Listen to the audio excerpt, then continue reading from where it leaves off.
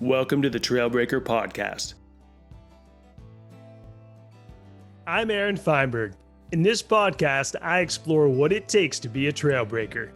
Through intimate conversations with people carving new paths across the landscapes of business, art, and sport, we dig in on how to excel across seemingly disparate endeavors. What drives people who manage to succeed multidimensionally? Is it how they think? Is it meticulous planning and follow-through? Or is it some measure of delusional optimism? My guest today is Hope Meng, a graphic designer and artist with a strong focus on custom lettering and typography. She's also the creator of the Monogram Project and the Textile Studio, and mother to two incredible humans. We talked about how she helps entrepreneurs develop timeless visual identities, the importance of personal creative projects, and her thoughts and feelings about her upcoming sabbatical. Good afternoon, Hope, and thank you so much for joining me on the show today. Thank you so much for having me, Aaron. So I am excited that you're a guest because you had such an instrumental role in helping me get my new company off the ground 10 years ago, because you did a ton of work with me on the branding, on the logo design, on the business materials, on the website creation.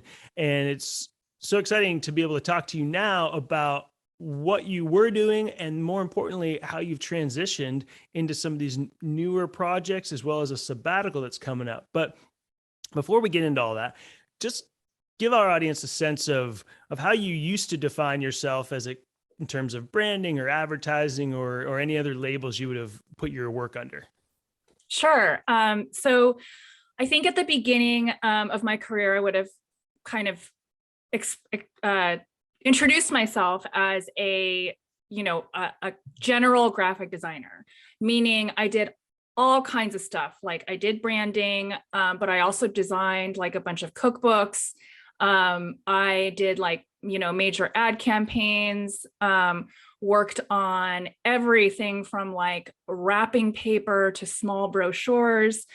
And it was probably about 5 years ago now that I really, that whole early period was really instrumental in helping me decide like what I really wanted to do, where I wanted to focus my efforts and my work.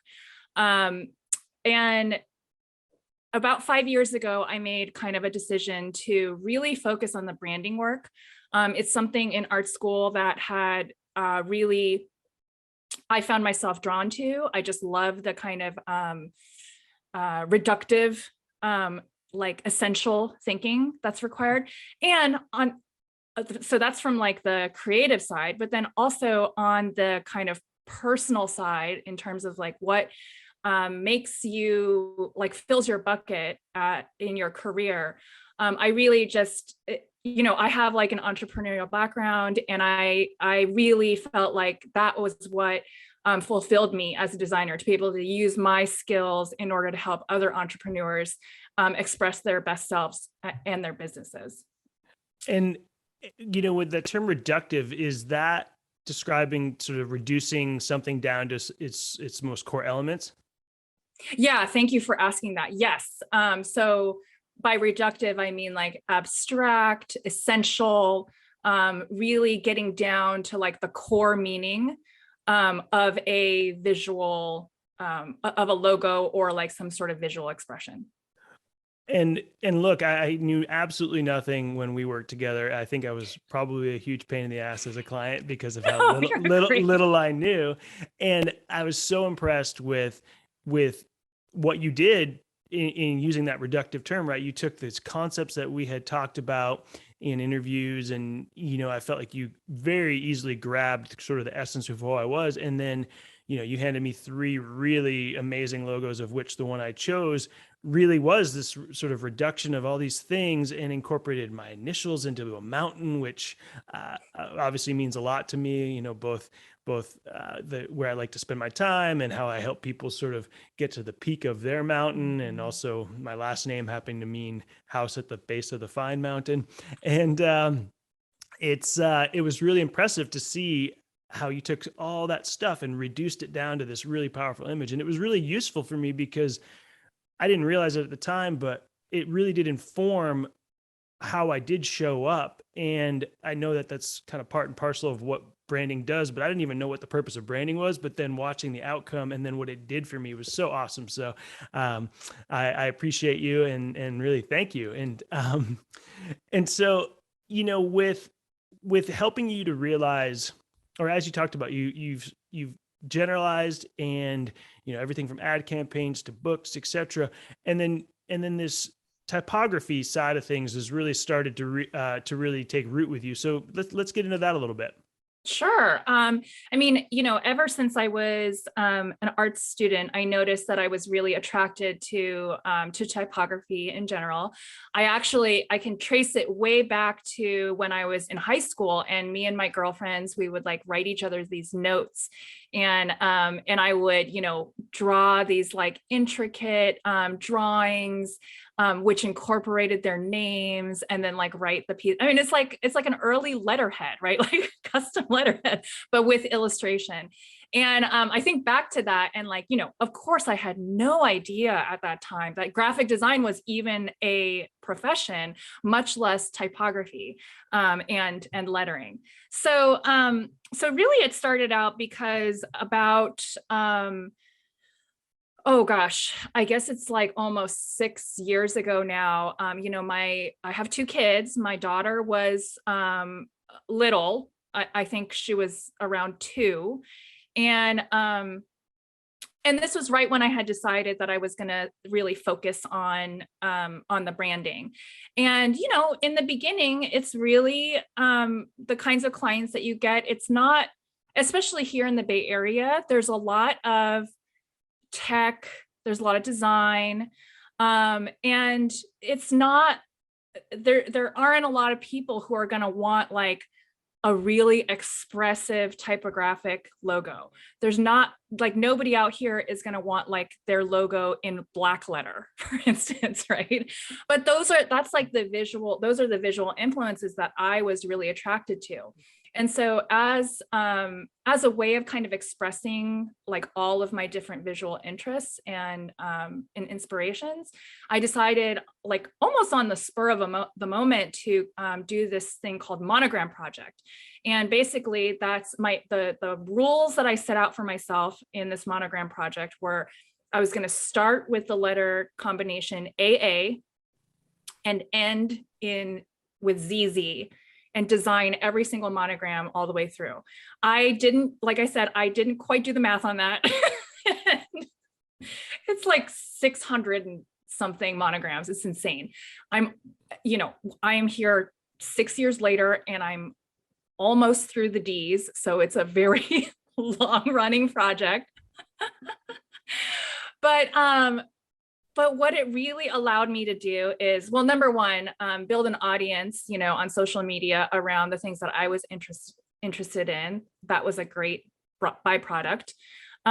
But really, it was about expressing all of the different, or showing people that I could do more than just like sans serif typography or, et cetera. So, it helped me to kind of like hone my own skills too, like not only visually, but then I really got good at, the vectoring process, which is kind of a technical way that you create like digital art.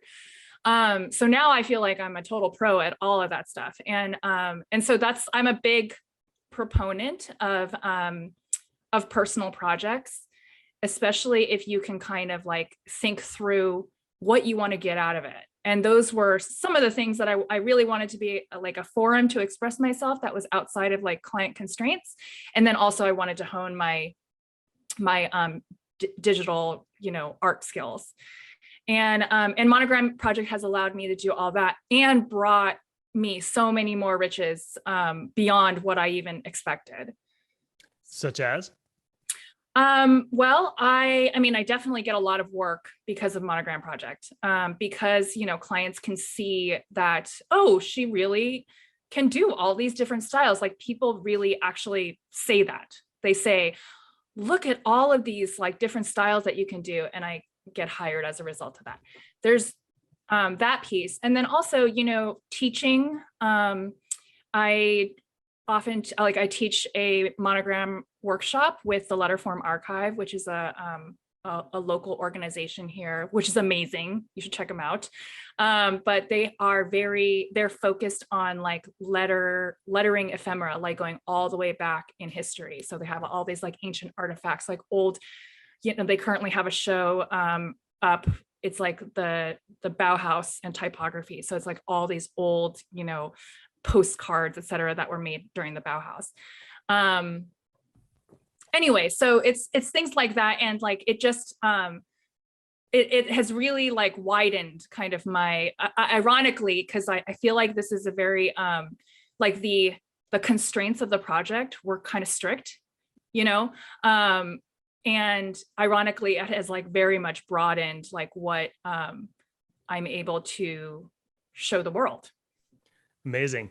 And in terms of the sabbatical you and I had briefly touched on offline, how does that weave into kind of your daily life and the projects that you're balancing?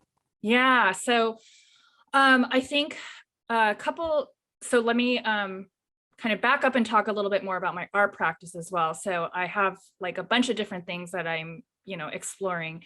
And again, this was like one of those moments of like inspiration where, it started probably in art school from my thesis project for art school, which like, the design program, I went to California College of the Arts, which is here in San Francisco. And the thesis project is like thesis is a pretty amazing class. It's really open. It's really like, it gets very art school-y. It's not like some of it doesn't even really feel like design, but it's about like honing your personal expression.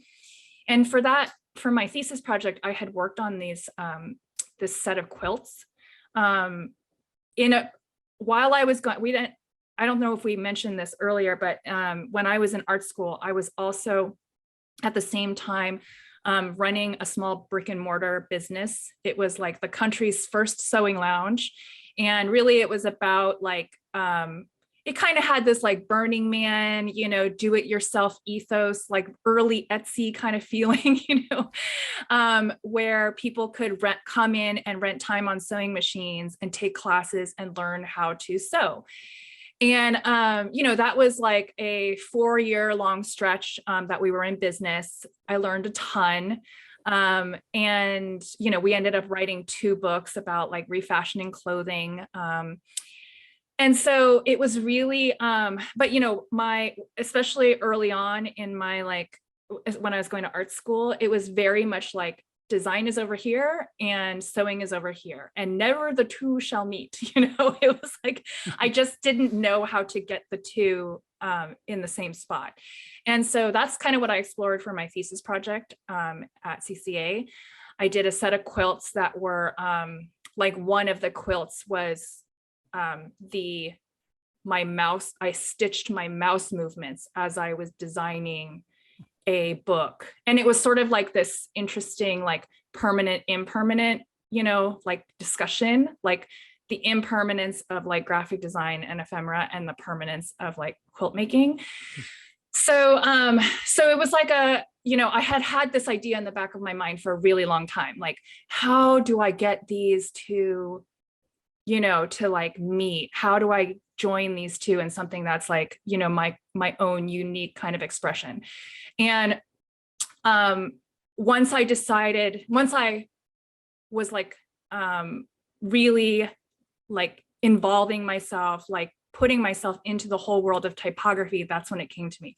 Oh, I will create an alphabet that's like based on the visual language of quilt squares, because quilt squares are very geometric. They have like a really specific kind of visual language. So I'll make this alphabet that's like super graphic and like abstract and embed like these messages into quilts where it looks like just a kind of cool graphic piece or design or pattern. But then once you kind of decode it, there's like a deeper meaning within it. So that's my kind of personal art project. I call it textile because it's text and there's anyway. I gotcha. And honestly, that came. I made the alphabet and sewed the quilt. It's probably like 3.5 or 4 years ago now. And at the like over the years, obviously, like the pandemic was huge in sort of making me realize like I think for all of us, right? A lot of us woke up and we were like, wait, what am I doing with my time? Like time is like, what am I doing with my life? Like time is precious. Like, why do I keep putting this off? And I realized, probably last year, like pretty intensely, that it was like, oh, I have gotten to a point in my career with design and branding that like the returns are now starting to decrease a little bit, like it's a lot like these branding projects, as you've been along on the ride with me. They take a lot out of it. You're like totally invested. You're really like putting your brain into it, thinking about it all the time. And it's a lot of creative energy. And, I think I say this to my design friends all the time, my colleagues, like, I think graphic design is a total like gateway drug. You start off on this path, you're honing like your particular visual expression, you're getting paid for it, etc. And then one day you wake up and you're like, wait a minute, why am I doing this for everybody else? Like, what about me? Like, what about my expression, And so I realized finally that it was time. It was again, I have kids, I have a career, like the whole deal. And like, the time wasn't just going to make itself, So I saw this opportunity. I was like, you know what? It's not like I have to completely just decide to switch gears, but like, let's take a little break from the branding projects and make room for this, this art practice that has been, it's in me. Like it is like eating away at me all the time when I can't work at it. Like I'm thinking about it constantly, and not able to, show up for that practice because there are, constraints on my time. Amazing. And so this sabbatical has already started or it's about to start? It's about to start any day now.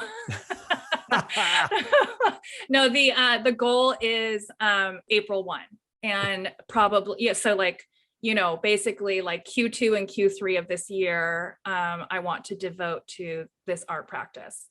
And it's a little scary because that's a part of why it's taking me so long to get here. I really had to get over, it's like I've had this dream of this design career that I have right now for years. And now I'm here. And then all of a sudden it's like, now I want more, and it takes a while to get over that, like in your head, right? Emotionally. And then there's the whole, fear of starting over. There's, capitalism gets in the way. You're like, it's a very easy way to feel like a productive member of society when you're like, making money for your family or whatever. And that may not happen for a little while. All of that came out in like 30 seconds or something, but it was like a year of processing to try to, get over all of those fears and worries and anxieties, to get to this point where I can actually set myself up for success in a sabbatical. Yeah, in the coaching world, we call that limiting belief, right? We have these beliefs that in which limit what we are willing to see, and sounds like you've done an amazing job of combating those, and then getting to the point where you leap. And as someone who used your services to help take my leap, I will say, and I think you probably already have rumblings of this, is that whatever happens on the back end of this is going to be really awesome because, when you get those messages about what you're really called to, and you're already getting signal when you were diving into that Monogram project and how much work then came that way, right? I think that the world will recognize where you are is where you should be, and we'll continue to flood you with things. So I look forward to hearing what this experience actually turned out to be. Yeah, I mean, that's a great point, because there is fear around that too, right? It's like you have this thing that you're known for and that you've spent many, many years, like a decade cultivating. And then, especially as somebody who's in brand and is constantly talking about like brand consistency and like making sure that, across various touch points that you're being consistent and that your audience understands how to, like, what to expect from you. It's like to suddenly change course. Like, that's really scary. That's really like, are people going to come along with me? But also at the same time, it's like, what's the alternative? Like, the alternative is not doing it. That's not an alternative. Like, I'm not going to choose that. so there's just like some thought, like there's a lot of thought around like how to prepare my own audiences for, the change that's about to come in the work that I do, the work that I show, etc. It's so fascinating that we're having this conversation, because in some ways we had this same conversation when you were helping me, because so much of my life, it hasn't been like a constant, jumping all the time, but I've made a couple of big leaps. And when it came time to talk to you about, okay, well, how do you want to define yourself? And this is going to be something people are going to know. And I'm like, I never even thought of those questions, because I just always was thinking about the next thing that was inspiring or that I was called to, and never created this sort of coalesced thing about me. And it was really hard for me to wrap my head around it. And thankfully I had someone in my corner like you to sort of guide me. But it's interesting to now hear it from the flip side, right? You spent a lot of time cultivating that, and now this big leap is actually your biggest challenge. Mm-hmm. Yeah. And that's, and I want to just say too, that, your story, people like you, I look to you guys and I'm like, well, nobody's over there looking at Aaron and saying like, oh, he's an athlete and a coach. Like, of course he can be those two things, right? And and a school psychologist and right. And a dad and all these things, same as yes, you. Yeah. Yes. And so it's good for me to have examples out there too, where I look and I'm like, why am I being so hard on myself for this particular, or why am I critiquing like this desire in myself to be a multi-hyphenate or to be somebody who's multidisciplinary? Like, people do that all around the world all the time. And I think it's awesome when I see it in others. So why wouldn't I give myself the same benefit of the doubt? And it's funny because you have, right? You've done it a couple different iterations, right? You started Mm-hmm. the sewing project, and you've pivoted a few times, and maybe they haven't been grossly different, but it doesn't matter. And I think you speaking to the essence of this podcast too, right? Being a trail breaker, being willing to, even if it's just a couple of degrees off the path or it's a complete 180, I think Mm-hmm. we have it all in us. And I think it's always easier to see outside of ourselves, because we limit our perspective. And I think we can see it happening for other people. And then thankfully, like you're doing for yourself, right? You're realizing, oh, right, where's the logic and the reasoning to talk myself out of this? Doesn't exist, right? I'm going to push forth. Mm-hmm. So how's the family feeling about this pause for you? Yeah, I mean, my husband is totally supportive. And what's fun about the kids is I think sometimes it can be kind of difficult to kind of really explain to your children like what you do, right? Even if it's something that is like more concrete, like what I do. I mean, I actually produce like visual pieces or artifacts so they can see. But I feel like it was maybe about 3 years ago, one of my intentions for the year, I made like New Year's intentions or resolutions, whatever you want to call it. And one of my intentions was around like having my children more fully understand like what I do. And that year, I happened to do this branding project where it was for this like food festival in Oakland. It's called the Eat Real Festival, and their entire ethos is around community, food, and enjoyment. And so I had kind of pitched to them, I did their branding, and then I pitched to them this idea of like a live mural painting at the event. And that was just like so awesome, because what I did was like I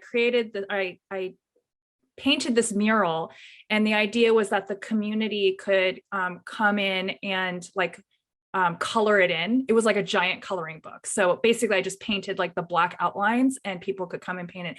And my kids came and like helped to paint it in. And I was like, yes, like this is the fulfillment of that intention that I made at the beginning of the year, So I mean, I think I think my kids, they're like, I don't know that they pay attention so much to like mommy and daddy's career, but I think those little moments where I can involve them and kind of show them more like physical pieces of what I do. So, with the quilt project, it would very much be more physical than like a logo or something like that, which sometimes they'll happen to see that when we're out and about.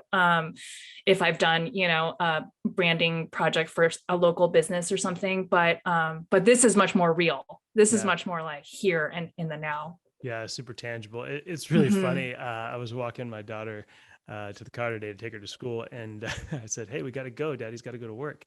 And she said, and her description of what I do, "Oh, you gonna do another podcast boy?"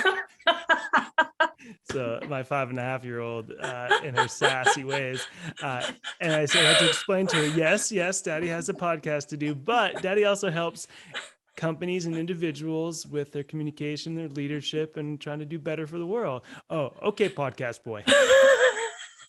I love that. That is so funny. Yep, that was this morning. And so on this sabbatical topic, obviously you've got space now to dig in ways in which you haven't regarding your work. Anything else that is happening or you want to have happen during this sabbatical that's not work related, but maybe will facilitate that sort of open space and that sort of consideration from a lot of different perspectives, so whether that's travel or hobbies or exercises or whatever you want to get into? I mean, all of those things that you said are definitely a part of my life. But really what I'm excited about is, I have a meditation practice that I started a couple years ago. And I was very, like the first year, I was just like every single day, I have like my 10-minute meditation, start my day that way. And then actually when in 2020, like when the pandemic began and like shelter in place, I was with the kids all the time. It really fell by the wayside. Ironically, like that's kind of when you need it the most. But I mean, I couldn't find time for myself, basically. And so I became much more spotty during that time. And this year been much more regular about it. But I'm really excited about that. Being able to just be like much more regular about my meditation practice. And then also, I mean, this is like kind of like meditation as well. Oh shoot, I'm going to forget the name of it. The Artist's Way. Have you heard of that book? Yeah. So I don't know why I blanked on that. So I've stopped and started The Artist's Way many, many times. It's like a 12-week kind of, program or whatever. And the one thing that I've taken from The Artist's Way that is much more regular is morning pages. And I don't know if you know much about morning pages. It's essentially like you start every morning with like a stream of consciousness writing for like 3 pages. And it's like whatever comes into your brain, you just, write it all out. Sometimes it's like total drivel, and other times there's like some profound stuff that comes out. It doesn't matter. Well, the point is that you're like dumping your brain out onto the paper so that you can have like a clear mind in order to begin your creative practice. And I was quite regular about that for a while, have not done it at all this year. And so I'm very excited about being able to indulge like these more these ways of being more present and aware in my day-to-day life. And I mean, part of the whole quilt project, right? Like there is the visual expression of it, which I have already kind of nailed down. And then there's the other side of it, which is the writing side, and like what I'm going to say in these quilts. And that brings me I have a lot of anxiety around that too, because I've spent the last decade honing my visual expression, not my like written expression. And so that's another reason why I'm like excited to be able to get back into doing morning pages. Maybe I'll be able to take like a writing class. I don't know. So cool. And I don't think I've ever asked you this, but just in our talk today, it seems like you've got at least a handful of ways in which you like to express that creative side. I mean, you have you've got the sewing side of it. You've got the typography. You've got the graphic, design, and obviously there's probably some similarities between those things, but they're seemingly different too. And then I know, and then you've got the sort of the meditation, tapping into things from a different angle. And I know you do some athletics and some sports and hobbies like that. I mean, are you of that sort of mind where if you can't do one thing, you'll find another way in which to sort of put that creative energy to use? That's a good question. I think I just have a lot of different interests. And I remember, this is going to sound really like witchy and woo-woo, but when my husband and I were first like dating, a friend of mine, she's like really into astrology, and she like did our charts for us, And I remember, I mean, this is like who, believe what you want about that stuff, but she kind of like did our, I don't know, I guess they're called natal charts. And, there's like this little graph and it shows all of your different, it's a circle and it has all these different points. And my husband, he's a very logical, he's a software engineer, very logical, very like, fact-based. And I remember his little circle chart had everything like all on one side. It was like very, very, very like, in one particular area. And mine was like all over the place. And like I said, believe what you want about astrology, but that to me was like a very visual representation of how my mind works. It's like, I do need to be,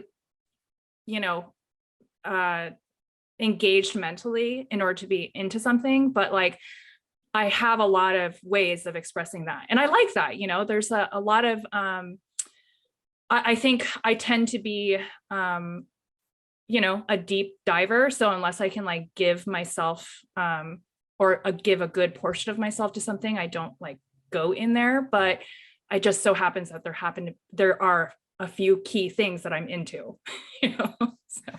Well, look, I had a pretty amazing natal chart read for me from a, you never guess, but a woman who worked at Trader Joe's. And she lived in a little cottage behind somebody I knew. And so she was sort of like a little witch. And she gave me the most amazing reading that almost all of it has come to pass. And this was probably, I don't know, more than 10 years ago. And she forecasted everything that has been happening. And as somebody who, I'm trained in, personality assessment from my psych background, and I do, leadership assessments with my corporate coaching clients. And I do, I'm trained in all these different ways in which you understand people and help categorize them, whether it's Carl Jung stuff or what have you. And each of those things, if you look at yourself from all those different angles, it definitely puts you in a particular space, and all of those different tools sort of point to the same thing. So whether you believe it or not, there's some striking resemblances to other things that are maybe even more data based or less woo woo. So I would say, get your chart read, audience. I should go look for my old, like we had it on tape. Because it was back when we did things on tape. Yep. So I should go look for those and see if I can listen to it again. I've got mine in handwritten scrawl in Uh, my closet. I can barely oh, read it, but it's pretty spot on. amazing. Well, look, if folks want to check out some of the stuff that you've put out into the world, I know you have a website. I know that's on Instagram. Are you comfortable if we share those links on the podcast notes? Absolutely. Perfect. Well, look, I'm excited for all that you've got going on in these next couple of months and some of the space you've created and you will create in. And who knows? Maybe after this sabbatical, you'll jump back on with us and give us an update on what transpired. I would be honored to. Well, Hope, thank you for joining me today, and thank you for all the support you've given me over the years, and all the best to you and your family. Thank you so much, Aaron. You too. Have a good day. Thank you. Bye. Bye. The Trailbreaker Podcast is created by Aaron Feinberg with production support provided by Michael Morey. More interviews and videos can be found at aaronfeinberg.com.